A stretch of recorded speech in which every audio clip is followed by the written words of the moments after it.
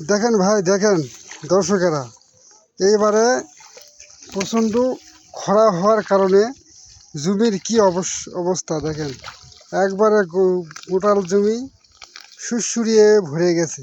দেখেন সুরসুরি এবং ধারকার দুবলায় ভিউ বাঁধে গেছে জাম। একটা করে জমির আলের ধার তুলতে 2-3টা করে হাজিরা লাগতেছে।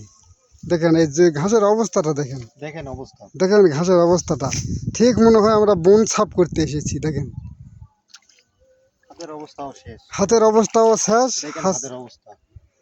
দেখেন হাতের নখের কুনি শেষ হয়ে কি অবস্থা হয়ে গেছে। দেখেন এই ধানের অবস্থা, এরকম পরিস্থিতি। এদিকে তো আলু মারা যাওয়া কৃষকের হয়ে গেল চরম ক্ষতি।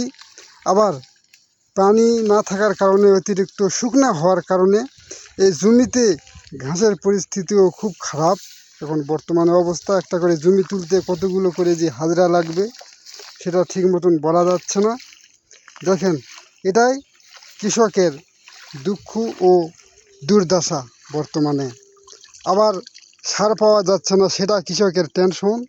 কত প্রকার টেনশন আর কৃষকেরা সহ্য করবে। কৃষকের এখন খুব নাজেহাল অবস্থা। দেখেন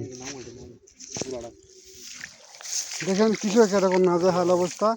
এই ঘাসের পরিস্থিতি দেখেন, ধানের চাইতে ঘাসই বেশি জমিনে। দেখেন